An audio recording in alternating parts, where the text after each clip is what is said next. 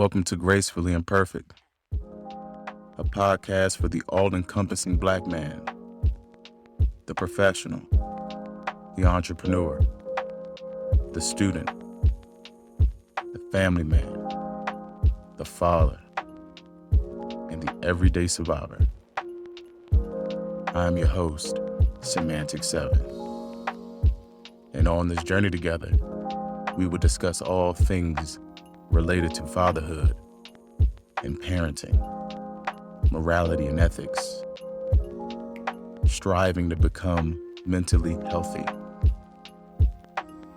our role within our households and our family, health and fitness, and I dare not to forget, there will be a lot of sharing of our personal developmental stories that have shaped us to who we are today. So let's go on this journey together and center our consciousness, relax our mind, off we go to the depths below.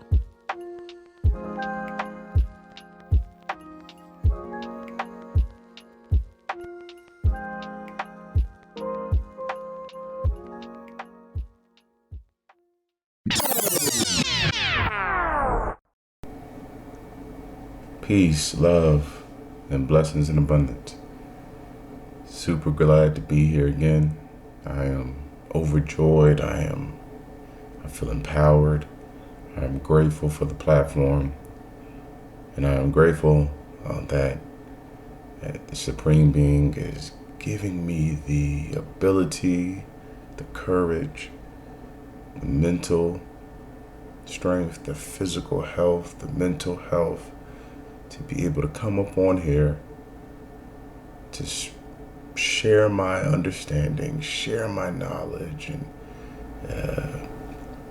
try to build this community of gracefully imperfect people. I'm very excited for this conversation in particular because this one is very, very personal. But before we get into that, thank you all for tuning in. There are thousands upon thousands of podcasts that you could choose from, but you chose this one, and I'm grateful. I know that we can't really, we're not in this, well, I'm not doing this to compete with the Jay Shettys, etc. But I am here to move in the way that the ancestors are guiding me to move. They no longer want me to sit idle and subdue my voice. But thank you for tuning into this one. I also want to say thank you to the 5 followers that we have for the podcast.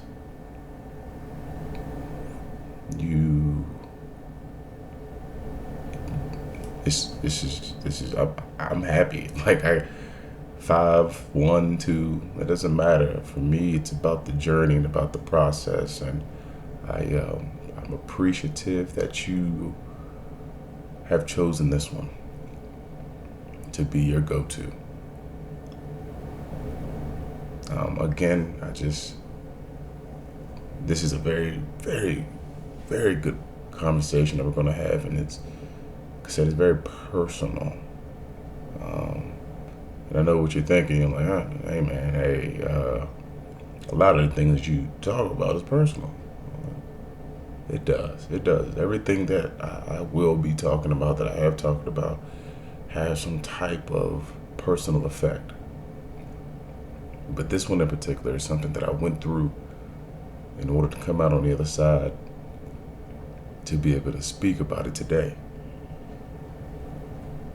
Last week we talked about dealing with the external forces, dealing with entities, organizations, people that are outside of your family system who mean to do you harm. And it can be intentional or unintentional. But their actions or inactions affected you. The type of resistance that I experienced led me to depression, which eventually led me to fight back. But let's talk about what happened way before that. I have mentioned before on the platform, on this podcast, that I am a conscientious objector. But what does that really mean in the context of my life? I served in the military for 13 years. I joined the military in 2010. I just turned 18 years old. I had the intentions on taking this as far as I possibly could. I had the backing of my family that really encouraged this career choice and encouraged me to completely immerse myself into the military culture, to learn a new skill set, acquire knowledge, acquire experience, and then with the hopes that the military was going to shape my being. I joined blindly, in retrospect. I didn't really know what I was getting myself into. I only knew what was in front of me. And what was in front of me were examples of people who did their time 4 years, 5 years, 8 years, and now they had some type of government-related job or defense contracting job that gave them the material, the finances, the economics that really strike my interest. And because I grew up with nothing, that is what really intrigued me. You know, growing up in a small town of Southern Maryland and actually being in those neighborhoods, in those little small neighborhoods, you realize quickly what you don't have. And you realize quickly how many people are willing to kick into survival mode in order to get what they don't have and increase their resources.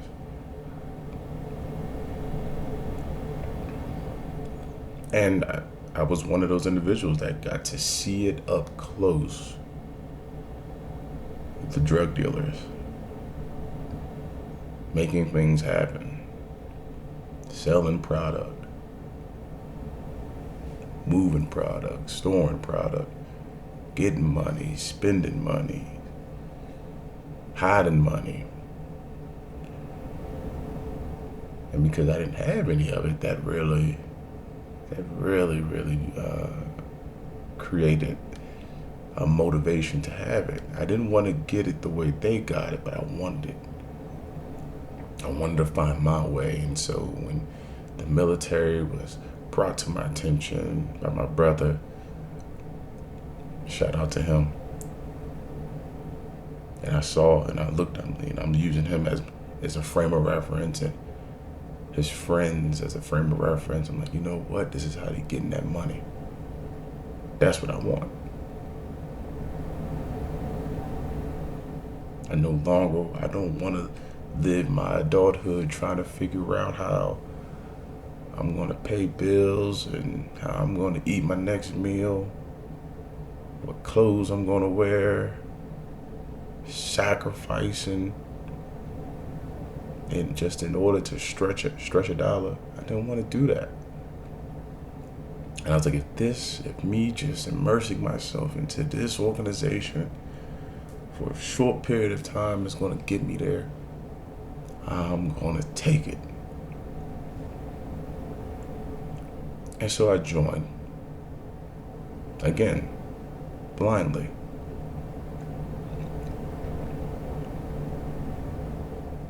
I wanted to be a creative writer or an actor.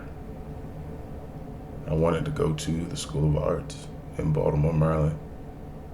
And I wanted to see where art, film, and understanding those intricacies, I wanted to see how far that was going to take me. I was just so into the art form of acting, to the point where I used to always act out scenes or make my own scenes. Not to be funny, but because I really, really cherished and valued what it took to go into a scene or into a movie or TV show in order to make that character come alive, to make that script breathe oxygen. And so going to the military was not, I would say, not in the forefront of my mind. And I went in with superficial reasons, with a superficial motivation. But my true passion lied with the creative writing and the acting and the film. So I joined the military 2010, January to be exact. And I just remember being in basic training, and it was just this indoctrination period of kill to win, make them bleed. Man, it was just a horrible environment. It was all these messages of brutality and lethality and destruction. And I remember being at the shooting range, and I did not want to shoot my weapon. I froze and almost cried. But luckily, with the cold being out there in Fort Leonard Wood, Missouri, I was able to mask that because my nose was already running from just the cold climate. I didn't want to shoot my weapon. I had this naughty feeling in my stomach that this wasn't right. Granted, being 18 years old, I didn't say that. I didn't conceive it. I'm just now looking back at it, those sensations that I was going through was telling me something. But I was too immature at the time, and I lacked the language and the communication skills in order, from putting that together. But I graduated basic training. I moved on to my technical school. Technical school was way more chill, way more college-like. A lot of partying. School. More partying, more socialization. And so I didn't really confront any issues when it comes to killing or doing harm on people. And so I went through that. And when I went to my first duty station in Fort Gordon, Georgia, that is where within a year I deployed to Afghanistan. And then when I was at Afghanistan with Special Forces, Green Berets, I got to really see combat up close.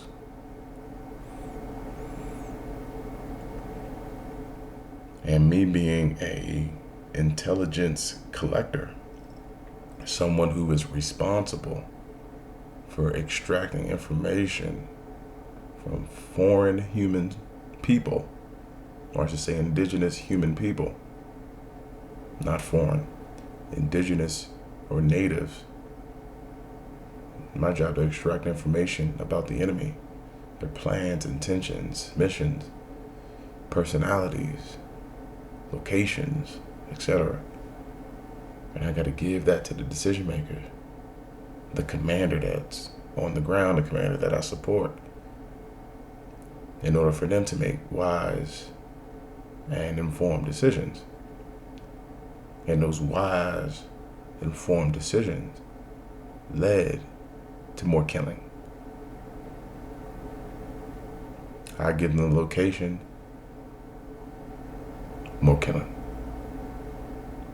I was able to describe someone from head to toe and distinguishing characteristics, distinguishing features, led to more killing.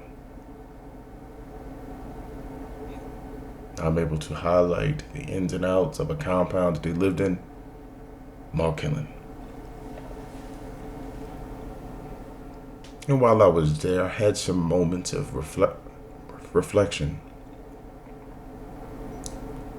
Not deep, because, excuse me,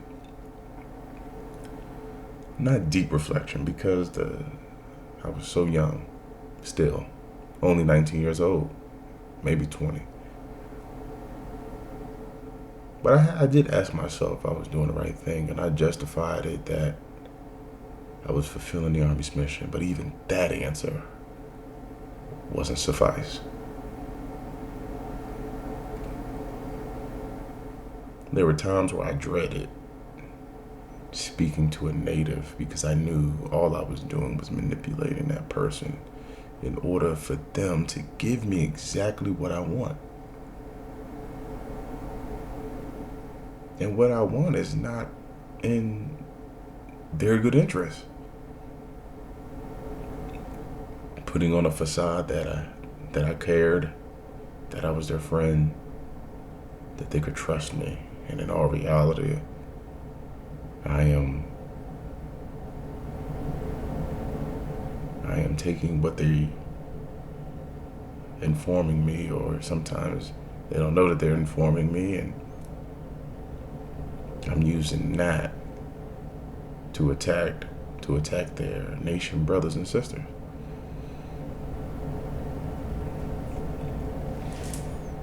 So after Afghanistan, when I came back and all this was weighing on me, after doing so many interrogations, doing so many contacts with Native people, it took a turn on my psychological health. I started to drink a lot. And in the midst of that, got my girlfriend, who's now my wife, pregnant. We welcomed in our firstborn, our boy, and I wanted to get out the military around that time. But because I was becoming a family man, I just got married and I was about to have my son, and I did not fathom that I could do this without the military. I felt so attached and so codependent on the military that I couldn't even see my own strengths and my own value. And so I renewed my contract. And then it just went to another place. I went to Germany, and there the posturing for war is a little bit different. Afghanistan, I saw it up close, and in Germany, it's more so a how do we get into the mindset and posture ourselves militarily for anything against Russia. And so that became another up close battle where everywhere I went as I traveled was these continuous discussions about how evil Russia was, how communism is the root of evil,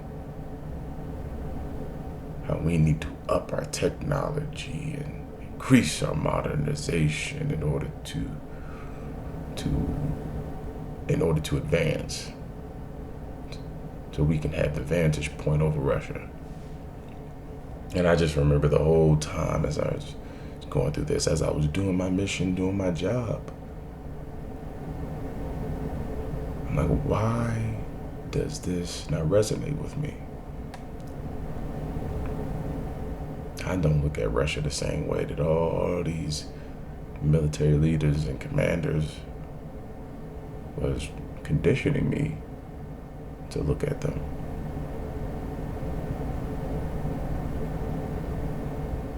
And so that built, that festered inside of me. Like, why are we so adamant about winning and losing, hurting and killing, destroying? And this is just normal. It's like a normal day at the office.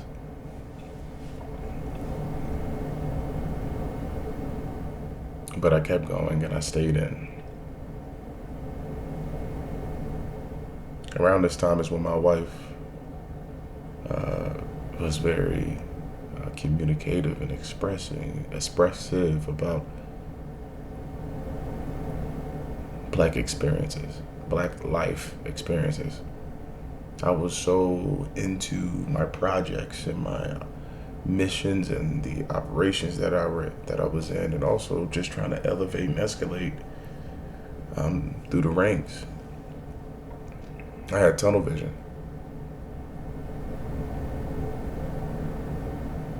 I couldn't see anything beyond career aspirations, career goals, progress,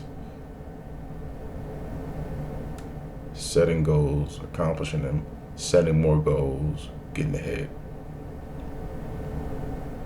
So when the death of Trayvon Martin occurred, I had no idea that it happened.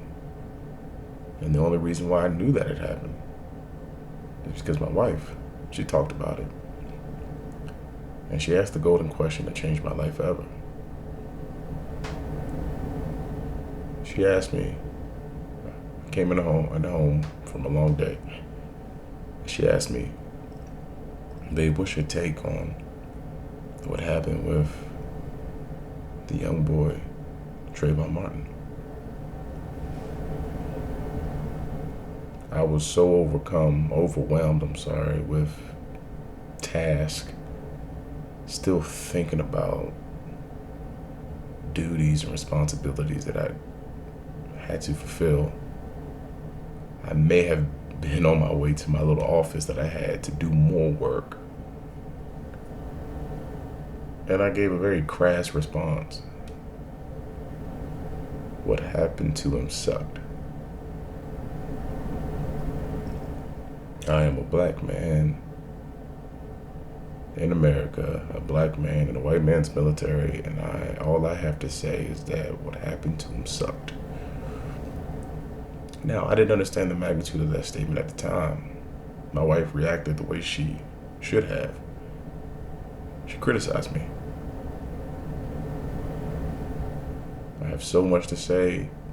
I put so much energy and effort into the military war machine, but I only have a few words to say about someone a part of my community. I never thought about it like that. Never thought about the cohesion and the unity and the togetherness of Black people. I only thought about my own family and some kinfolk back in my hometown. I didn't understand the magnitude of what my wife was insinuating about Black power and Black unity,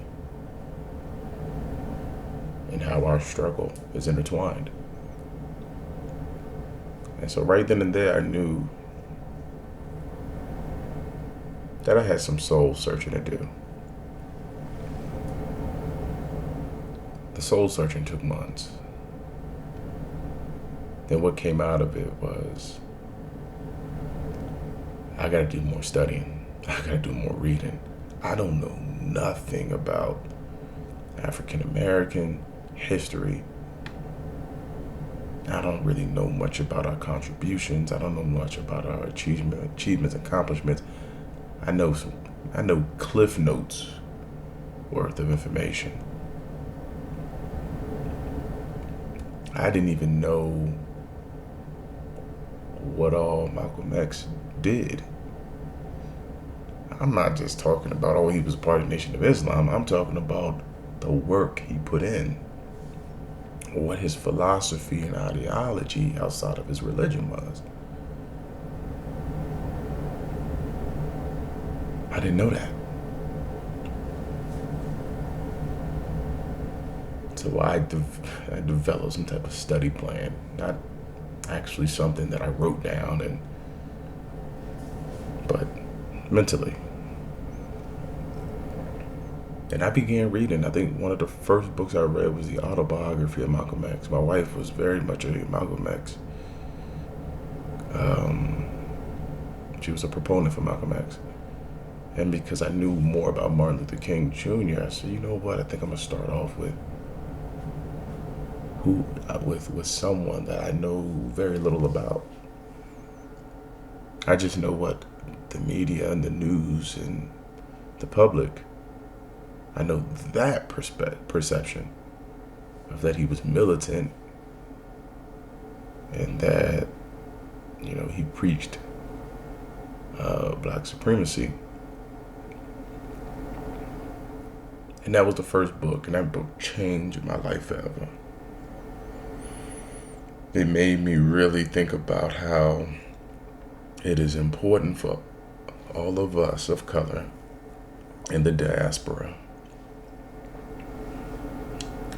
to have a sense of racial and ethnic pride.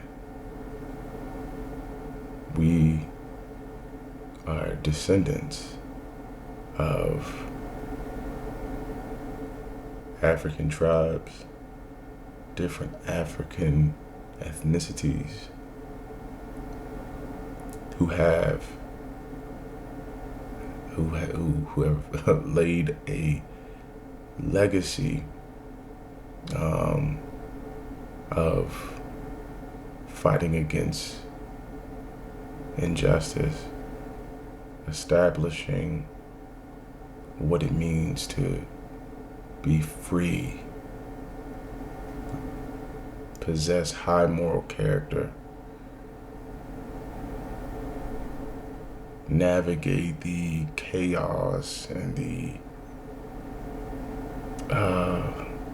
indignities of the world.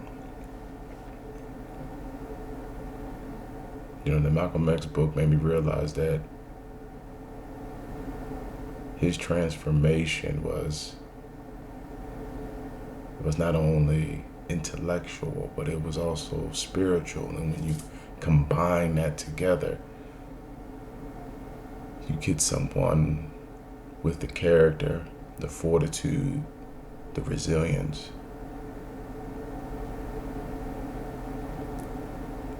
that will stand up for anything, who's unapologetically themselves, who has a secure sense of the lens and the perspective that they use in their worldview and how they show up in this world in order to support and enable human progress. He inspired me. Like he said, his alma mater was books. That's all he did when he was in jail was read. And even when he came out, he didn't go enroll himself into an education institution. His foundation was reading. That is what got him. And then also him becoming more affiliated with Islam, but that was what got him to the point of decolonizing his mind and doing like what the late great Bob Marley said, emancipate yourself from mental slavery through reading books. And so I wanted to read books. I wanted to pursue education, understanding, intellect, wisdom through books. Not just any books. Books about the Black life experience. All of them.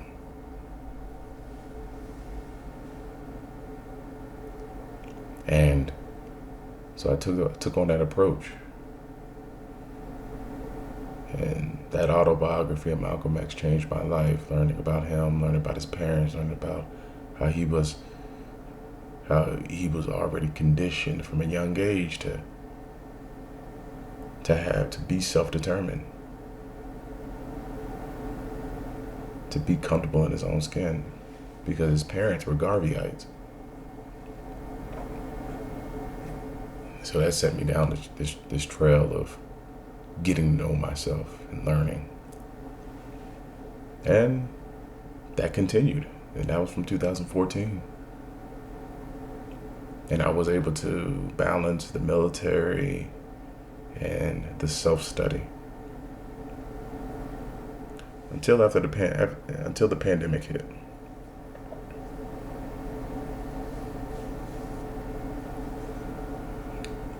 Once the pandemic hit, I think we can all say that we started to really view life very differently. I think a lot of us who have been in the 9-to-5 or career field, we got so caught up in the web of doing, achieving, more doing, more achieving. And we forgot what really is important in this society and within human civilization. And that's living wholeheartedly, living with a sense of congruence, harmony. The things that improve mental health, which then improves physical health.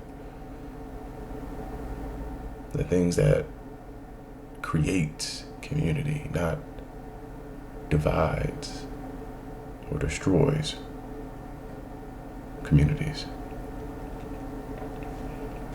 And so the pandemic, which fostered a lot of deep meditative reflection, and then also the witness of what happened to George Floyd, that assassination, that lynching, for the world to see. It made me just think about how fragile life was, and being a black body, that could be any one of us in any given day. And I said, and I asked myself, I said, how do you want to be remembered? How do you want to go out? No one expects to lose their life, but what if your life was taken from you tomorrow, would you be satisfied with it? Your last breath, would you be satisfied? And that answer was no. Because it was this double consciousness that I've been living with.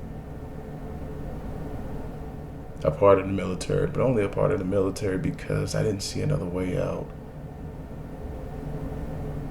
Having this built up, I've always had this knotted feeling in my stomach as I even progressed through the ranks and got more increased responsibility, became an officer. I thought that as I achieved more goals, achieved more milestones, and added more experience to my resume, that was going to change how I felt. And I was wrong. It only intensified this feeling that was unknown to me. But the pandemic helped me put language to the experience. And so, mind you, at this point, it's been about 7-8 years since I began this study and this reconstruction of my mind and my intellect and my identity. And in that time, I read so much Malcolm X, and I read all of Martin Luther King's books. I read the philosophies and opinions of Marcus Garvey. I read about Stoic philosophy. I read about transcendentalism.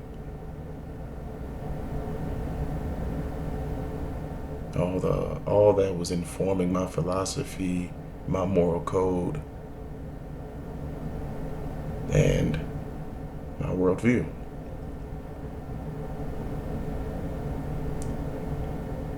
So when I'm figuring out, I'm trying to figure out what it is that I'm going through and what it is that is making me feel so incongruent, which then is creating this sense of misery and psychological tension.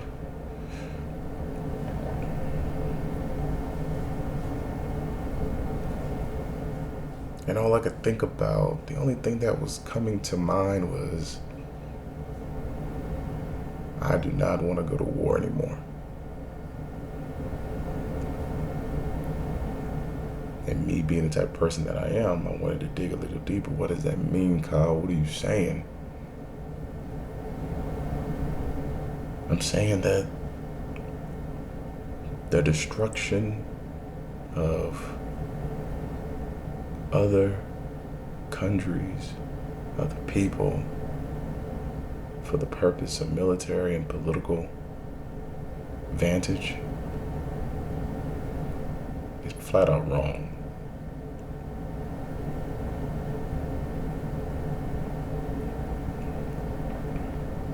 Flat out wrong, y'all. And so at that point, I kind of knew that what I was going through was bigger than me. It was bigger than me. It was bigger, and the personal development, the reconstruction, the learn, unlearn, relearn cycle that I was going through, all that was leading me to this point of crystallization. That I wanted to live in peace. And that I wasn't going to give my body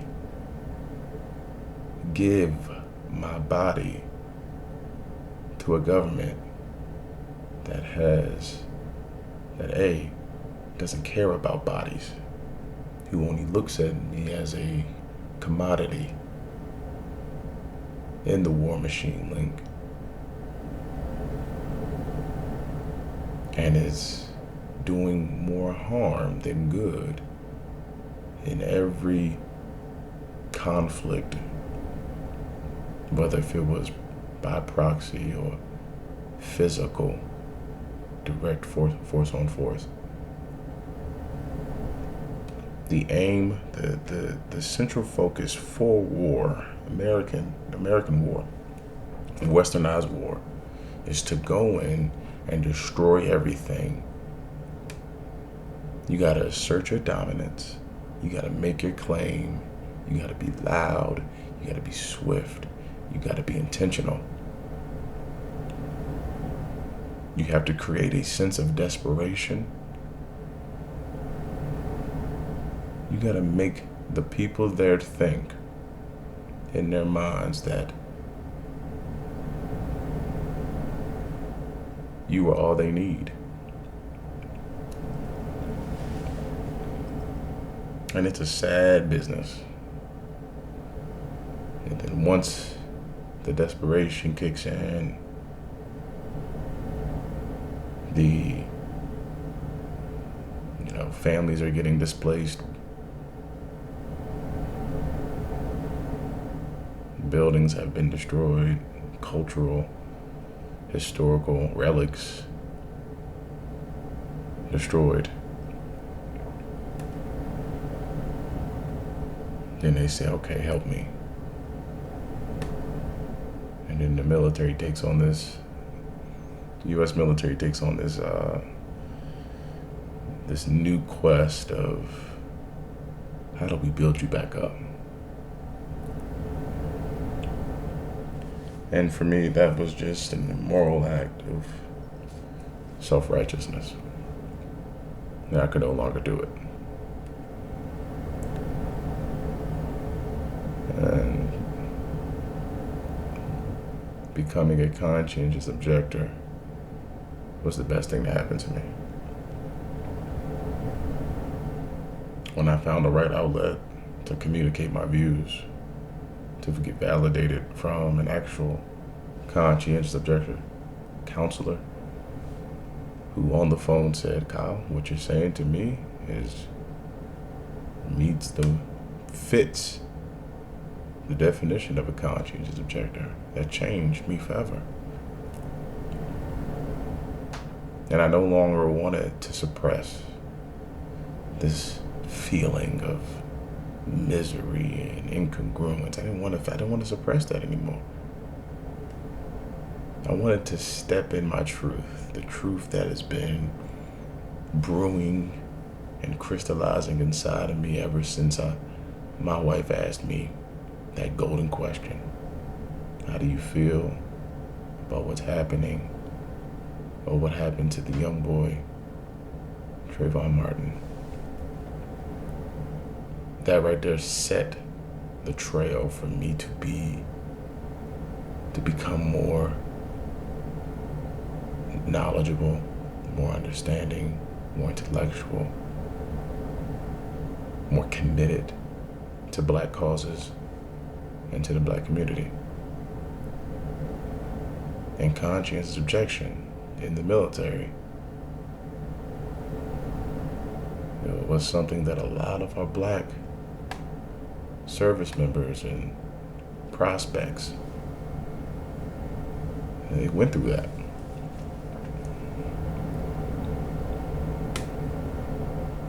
And for me, it was the first step into creating my own trail, my own pathway that has nothing to do with this attachment and codependency that has been kind of developed over this last decade with the military. This is my first time saying, you know what? You no longer control me. I can control myself. My destiny lies in my hand. And so I went through the process of Conscientious Objector. And I was approved in April 2022. And I just got out March 1st. And stepping into that space, stepping into being a resistor of war, being a conscientious objector, has taught me a great deal about being true to yourself. Life is short. Life is fragile. So why succumb yourself to institutions, entities, organizations, people, systems that go against your moral and ethical code? I won't do it. I will not do it. And I am honored that I have been given the strength and the courage say no and stand up against it. And here we are. I'm a civilian now. A conscientious objector against all wars, foreign and domestic. But now the war is being black. There's a different type of war. And it's the war that we're fighting is fighting for our own dignity, for crystallized identity development, to eradicate miseducation, to improve our economic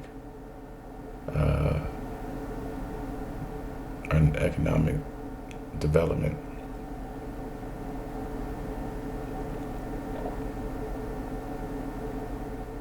The war here is much different. Improve our health and healthcare and access to it. The war here is much different. And that is the war that I decided I am going to partake in through my platform, using my talents of writing, speaking, being a leader, being an exponent of so many different Black revolutionary leaders. That's the war that I chose to fight. I want to leave you all with a quote of the day.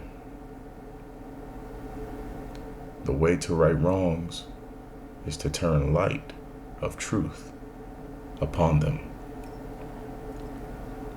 Ida B. Wells, y'all. The queen of the newspaper and queen of the race. So just thank you so much for allowing me to share my voice and tell my story, and hopefully that it gives you a better glimpse of who I am, what I represent, what I stand for, and some of the life experiences that have shaped my current state in this present moment.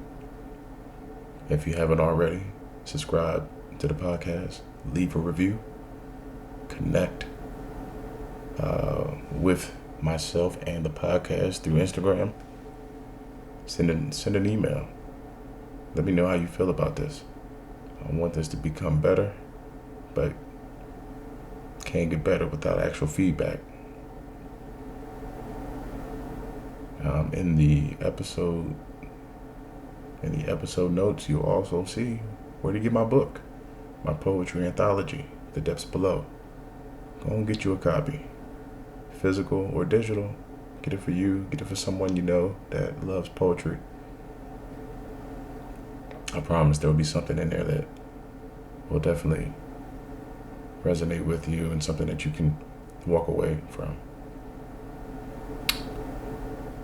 Again, this has been an honor and a privilege, and I'm grateful.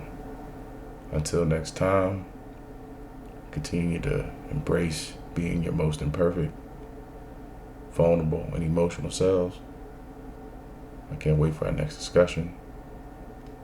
Peace.